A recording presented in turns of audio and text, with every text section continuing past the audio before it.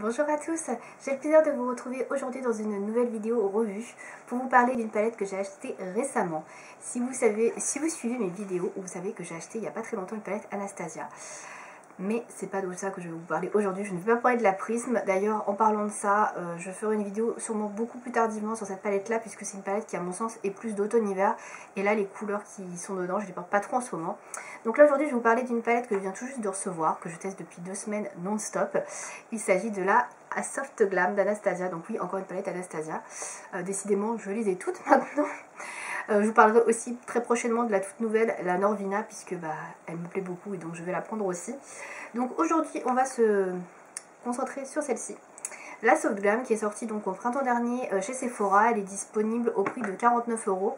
Je ne l'ai pas achetée, je l'ai eu avec une carte cadeau, voilà, un bon achat, bref, une carte cadeau. Donc je ne l'ai pas payée, donc elle est d'autant plus mieux, on va dire, voilà. Et c'est aussi pour ça que je l'ai prise, parce que j'avais beaucoup hésité à l'acheter, je vous avoue, puisque il y a quand même des fards dans cette palette là qu'on retrouve dans d'autres palettes Anastasia. Enfin, je vais vous en reparler après un peu plus en détail, mais voilà, j'avais beaucoup hésité à l'acheter, donc le fait que je ne l'ai pas payé, ça a quand même joué. Voilà. Donc au niveau du packaging, elle se présente comme les précédents, c'est-à-dire la Moderne Renaissance, la Prism ou encore la Subculture, c'est-à-dire qu'elle est dans un packaging cartonné, voilà, donc la couleur de la palette. À l'intérieur, vous avez bien évidemment la palette qui est toujours dans son petit étui de velours, très jolie mais aussi très salissante, parce qu'aujourd'hui, celle-ci est de couleur sable, donc elle est quand même assez salissante. Pour l'instant, elle est propre, mais bon, ça va peut-être pas durer. Voilà, c'est pour ça que je fais la vidéo rapidement. Donc voilà à quoi elle ressemble, donc c'est exactement les mêmes formats que les précédentes. Au niveau des fards, alors voilà, je vais la nettoyer un petit peu avant de vous la montrer, c'est quand même mieux. Donc au niveau des fards à paupières, donc ils se présentent comme ceci. Voilà, donc pareil, toujours le même nombre de fards à paupières, donc 14 fards à paupières qui composent cette palette.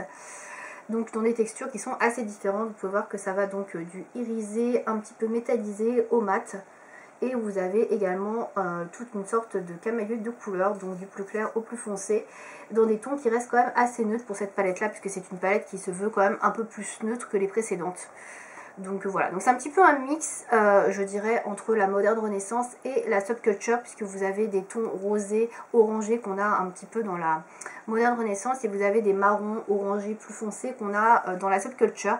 Il y a certains fards donc, que j'avais déjà, puisqu'ils étaient présents dans certaines des deux palettes, et c'est pour ça que j'avais beaucoup hésité à la prendre, mais voilà, elle est quand même très belle, et voilà, je l'ai prise. Donc là ça fait 2 semaines que je n'utilise que ça, et d'ailleurs aujourd'hui je suis maquillée avec, je vais vous montrer rapidement ce que j'ai fait, même si c'est un petit peu coulé parce que il fait très chaud.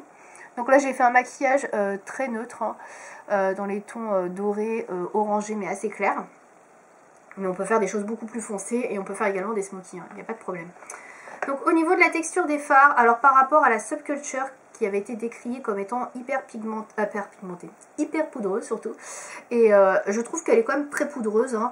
Peut-être un petit peu moins que la Subculture, mais franchement je trouve que la différence est assez minime, donc bon, voilà, je trouve que c'était beaucoup de bruit sur la Subculture, alors que les autres sont quand même assez similaires en termes de poudre quoi, c'est à peu près la même chose.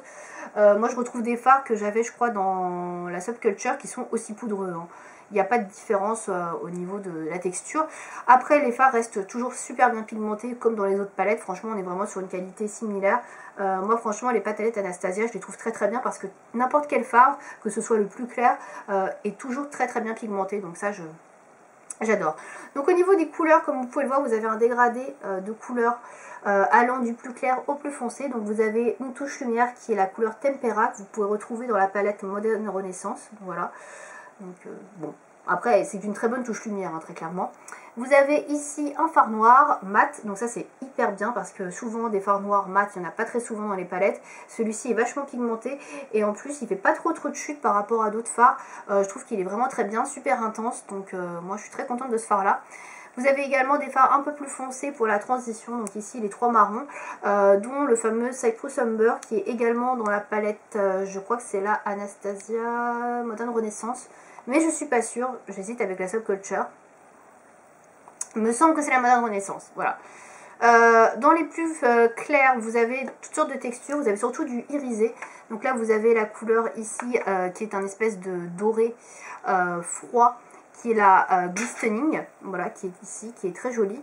Et vous avez la même chose en version plus dorée ici, qui est la Fairy, qui est très jolie également. Donc là, si vous voulez un résultat un peu plus jaune, et là un résultat un peu plus froid. Donc ça, c'est plutôt pas mal. Ici, donc, vous avez des couleurs plus mat. Donc là, le orange soda que je porte aujourd'hui, donc en creux de paupière, qui fait une petite touche de couleur, mais pas trop foncée. En dessous, le Burnt Orange que vous retrouvez, celui-ci, il me semble que c'est dans la palette Subculture. Alors, il me semble que c'en est dans une des deux, soit la Subculture, soit la Modern Renaissance. Mais celui-ci, je l'avais déjà. Donc, qui est un très joli fard orangé, pas trop foncé, pas trop flashy. Donc, très très bien pour la transition également. Là, vous avez 3 nouveaux fards très bien pigmentés, qui sont des fards un peu métallisés. Donc, vous avez le Rose Pink, qui est celui-ci. Le Sultry, voilà, qui est plus bronze, on va dire. Et le bronze, bon, qui est plus, pour moi, il est plus doré que bronze, mais bon, voilà. Qui sont des fards extrêmement bien pigmentés. C'est des fards très riches en pigments, ceux-là. C'est pour moi les 3 fards, on va dire, vedettes de la palette, puisqu'effectivement, ils sont super pigmentés. Voilà, ils ont une pigmentation de malade, une couleur, une intensité folle. Enfin, franchement, ceux-là, c'est de très beaux fards. Et c'est des fards que j'utilise très régulièrement pour mettre au centre de mon maquillage, parce que c'est vraiment voilà, de très belles couleurs, quoi. Et donc vous avez après le dernier fard, le Mulberry, qui est un rouge très foncé, également qui est très bien pour faire un creux, un coin externe, ou après si vous faites également un smoky avec le noir, ça peut être également très sympa le combo des deux. Ça fait deux couleurs qui sont assez foncées, pas trop flashy, et qui peuvent vraiment très bien se marier ensemble. Donc voilà. Alors très clairement, moi j'aime quasiment toutes les couleurs. Il n'y a pas une seule couleur que je n'ai pas utilisée. Souvent dans les palettes, il y a une couleur ou deux que j'arrive pas trop à utiliser, que je n'utilise pas. J'ai tout utilisé. Alors j'avais un peu plus de mal, c'est la dernière que j'ai utilisée, c'est la Mulberry, la rouge foncée. Mais franchement, si vous mettez en petite touche, en coin externe ou alors en creux de paupière, ça passe super bien, c'est très joli. Mais évidemment, comme toute couleur, comme tout fard à paupières, ça se dégrade, ça s'estompe. Et c'est comme ça qu'on a un rendu qui est vraiment beaucoup plus sympa. Mais franchement, toutes les couleurs sont très jolies, faciles à utiliser, elles se marient super bien ensemble. Franchement, j'ai pas de souci à trouver des combinaisons le matin quand je veux me maquiller. Ça vient naturellement, les couleurs sont vraiment super belles, elles s'accordent très bien ensemble. Je trouve que voilà, l'harmonie est là et c'est très bien choisi au niveau des couleurs. C'est vraiment la palette que vous pouvez emmener sans aucun problème en voyage, parce que voilà, il y a tout ce qu'il faut. Vous pouvez faire des des maquillages à la fois neutres, nude, et des maquillages beaucoup plus chargés, beaucoup plus colorés, et des smokies. Donc c'est vraiment très bien. Moi je trouve qu'il y a une très belle harmonie de couleurs, et du coup on peut faire beaucoup de choses. Voilà, on va commencer par les points positifs. Donc comme je vous le disais, donc très belle harmonie de couleurs. Les couleurs choisies sont très belles, elles vont toutes très bien ensemble. Les textures, etc. Donc il y a un peu de tout, il y a du mat, du irisé, du métallisé. Je trouve qu'on est vraiment sur un bon mixte entre tout. Ils ont pensé à mettre une touche lumière, un fard noir, il y a des couleurs de transition, enfin il y a tout pour faire des maquillages très réussis. Il n'y a besoin de rien d'autre, franchement c'est une palette qui suffit à elle-même, et ça c'est vraiment top. Les fards sont très bien pigmentés, ils s'estompent bien, c'est facile à travailler, franchement je trouve que c'est vraiment d'excellente qualité de fard. Voilà, il n'y a pas à dire. Au niveau des points négatifs, alors là par contre on va revenir un petit peu sur l'aspect poudreux. Effectivement il y a des fards qui sont quand même extrêmement poudreux. Les fards qui sont les plus poudreux, ce sont les fards mat en général. Celui-ci, Cypress Umber, j'avais déjà eu le cas sur la Modern Renaissance, c'est un fard qui est très poudreux. Et comme c'est un fard foncé, quand vous l'appliquez, il faut vraiment faire super gaffe, parce que vous avez très facilement des chutes sous les yeux. Et c'est vrai qu'un fard foncé, après pour corriger, nettoyer, etc., refaire son teint, c'est un peu compliqué. Donc voilà, c'est un fard qui est un peu compliqué à travailler, celui-ci. Vous avez un petit peu le même souci avec le fard qui est à côté, qui est rustique, qui est aussi un fard mat, mais il est un peu moins foncé, donc c'est plus facile, on va dire.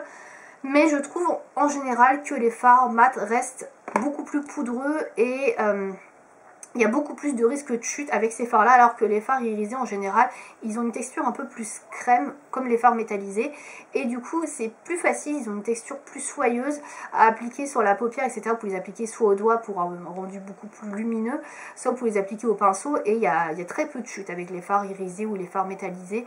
Franchement ceux-là sont vraiment géniaux. Voilà, donc après j'ai pas d'autres points négatifs, si ce n'est qu'un seul point négatif, c'est qu'il y a effectivement beaucoup de fards à paupières qui figurent déjà dans les précédentes palettes. Donc je pense notamment au Tempera, comme je vous l'ai dit, le Burnt Orange, le Cypress Umber, ça fait déjà 3. Le 2 Styros, je crois pas. Non, j'avais vérifié, mais il y en a un autre. Donc il y a quand même 3 fards, je dirais. Je réfléchis pour voir s'il n'y en a pas un autre, mais je crois qu'il y en a 3. Ouais. Il y a déjà 3 fards qui figurent dans les précédentes palettes. Donc je trouve ça un petit peu dommage qu'il y en ait un, je dis pas. 2, bon, passe, mais 3, ça fait quand même pas mal. Ça, c'est un petit peu le petit défaut, je dirais. Voilà, c'est 3 fards qui sont déjà dans une précédente palette. Pour moi, c'est voilà, le dernier petit défaut de la palette qui n'est pas très grave en soi. Si vous n'avez pas la Moderne Renaissance, ça n'a aucun, voilà, aucun impact. Après, si vous avez déjà la Moderne Renaissance, ça va vous saouler un petit peu d'avoir des dupes de fards, mais sinon, voilà, c'est pas très grave en soi. Donc, je vais tout de suite conclure, puisqu'il n'y a pas grand chose de plus à dire. Il y a des maquillages sur le blog, j'en ai déjà fait un avec, j'essaierai d'en faire d'autres prochainement. Là, il va y avoir une pause, donc il n'y aura pas trop d'articles là prochainement, mais je vais essayer d'en refaire. Pour finir, sinon, c'est une palette que je vous recommande très fortement. Voilà, je la trouve magnifique. Je ne sais pas si je la préfère à la Moderne Renaissance. Franchement, c'est kiff kiff. Je dirais qu'elle est beaucoup plus portable que la Moderne Renaissance. La Moderne Renaissance, elle est quand même beaucoup plus flashy au niveau des teintes. Il y a certaines choses qu'il faut pouvoir oser. Là, franchement, tout est facile à porter. Et vous pouvez très facilement faire n'importe quel maquillage avec les couleurs. Ça reste quand même très neutre. Donc si vous cherchez une bonne palette de neutres avec des fards de très bonne qualité, moi je trouve que la Soft Glam est tout à fait recommandable. Voilà, c'est une très belle palette. Pour tous les jours, elle est nickel. Pour emporter en voyage, elle est super. Enfin voilà, pour moi c'est pas la meilleure d'Anastasia. Enfin, je ne sais pas encore, parce qu'elle est encore récente. Donc voilà, je m'en sers beaucoup en ce moment parce que je l'aime bien, mais... j'irai pas jusqu'à dire que c'est la meilleure, mais en tout cas je la préfère à la Subculture ou encore à la Prism. Donc voilà, je vous la recommande fortement si vous cherchez une bonne palette de neutres. Voilà, si vous avez des questions par rapport à la palette, au fard à paupières, etc., n'hésitez pas à me demander dans les commentaires. Très prochainement je vous ferai également une vidéo sur la Norvina, donc la toute nouvelle, de chez Anastasia. Donc ça viendra dans quelques semaines, hein, parce que bon, je ne l'ai pas encore reçue. Mais voilà, donc vous aurez aussi une vidéo là-dessus. Voilà, j'espère que cette vidéo vous aura plu. Et je vous dis à bientôt. Salut!